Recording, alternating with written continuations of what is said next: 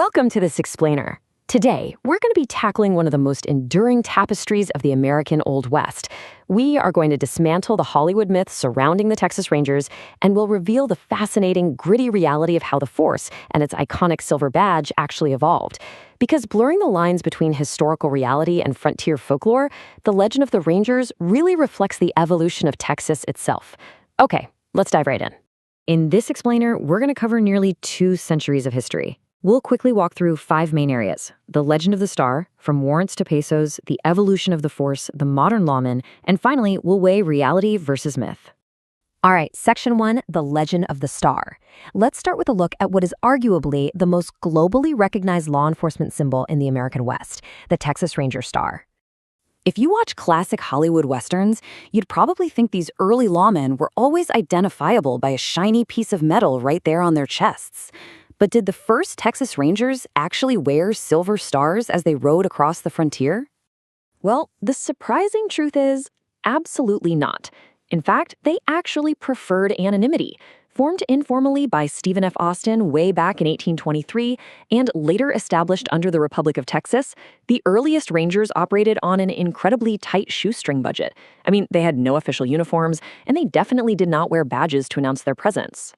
So there's a massive divide here between pop culture and actual history.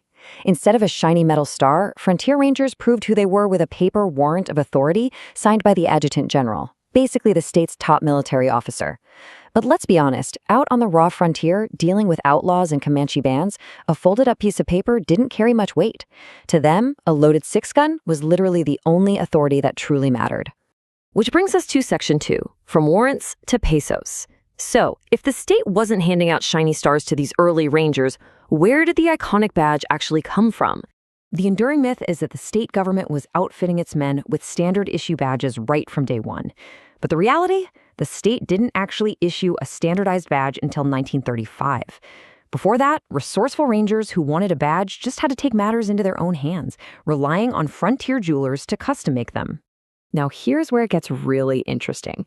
Because federal law strictly prohibited defacing United States currency, frontier jewelers couldn't just, hammer out an American silver dollar. Instead, they turned to the cinco peso. These were soft, genuine Mexican silver coins that were readily available along the borderlands, making them absolutely perfect for cutting the first makeshift badges. This practical frontier workaround birthed a legendary tradition. And that tradition was officially solidified much later, in 1962, when a ranger and his mother actually donated a collection of Mexican cinco peso coins. The active force badges were then officially handcrafted by melting down that donated silver, cutting a 5-point star, and engraving the wreath. Let's take a closer look at the anatomy of that final design. It's this deliberate wagon wheel shape packed with state history. The 5-pointed star represents the Lone Star of Texas, introduced by founding father George Childress back in 1836. The engraved wreath features oak leaves to symbolize strength and olive branches for peace, pulled straight from the Great Seal of Texas. So this isn't just a shiny accessory, it's a deeply meaningful emblem. In fact, it's so fiercely guarded today that under Texas law, merely possessing a deceptive replica is a misdemeanor. Okay, moving on to Section 3, evolution of the force. As the physical badge evolved from a folded piece of paper to a custom-cut silver coin, the men who wore it were undergoing a radical transformation of their own. Because you see, the Rangers didn't start out as detectives. They were formed informally in 1823 as a roving frontier militia to protect settlers from hostile Native American tribes like the Comanche and Apache. Then, by 1846, during the Mexican-American War, they shifted from borderland trackers to vital military scouts for the U.S. Army. Finally, by 1874, during Reconstruction, they evolved into the Frontier Battalion. Led by legendary commanders like Leander McNelly and John B. Jones, they became these ruthless lawmen, hunting cattle rustlers and outlaws, trying to bring order to a chaotic frontier. Their history during those military conflicts was incredibly intense. During the Mexican-American War, their fearsome reputation as guerrilla fighters, scouts, and spies earned them a highly intimidating moniker from Mexican guerrillas, Los Diablos Tejanos, which translates directly to the Texas Devils. Coming out of those brutal conflicts and into the Wild West era, a very specific code, a myth, really, started to surround the Rangers. It birthed the stoic, lone lawman archetype. The saying went that a Texas Ranger had to ride like a Comanche, shoot like a backwoodsman, and trail like a hound. And this romanticized image is exactly what built the enduring mythology of the cowboy hero that we still see in movies and TV today. Section 4. The Modern Lawmen. The Wild West obviously didn't last forever. As the 20th century approached and the raw frontier disappeared, the Rangers had to modernize, or they risked complete obsolescence. Which brings us to a massive turning point, the 1935 overhaul. The early 1900s were incredibly turbulent for them. The force was plagued by political corruption and faced massive unrest during labor strikes, like the oil field riots.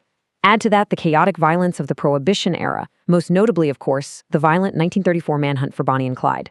To save the force, the state fundamentally overhauled the Rangers in 1935, integrating them into the newly formed Department of Public Safety. The goal was to professionalize them into a real, modern crime investigation unit. And that massive professionalization brings us right up to today. The modern force operates as an elite state-level bureau of investigation. They handle major crimes, public corruption, and complex cold cases. Yet brilliantly, they still retain that mythic aesthetic.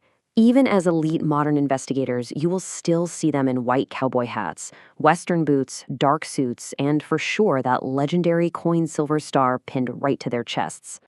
And that leads us perfectly into Section 5, Reality versus Myth. To truly understand this history, we have to look at the Rangers impartially, and we have to confront the dual nature of their legendary status in the American West. You've almost certainly heard this famous piece of folklore, one riot, one ranger. The story suggests that a single ranger was always enough to quell any civil disturbance. It's a powerful quote, right?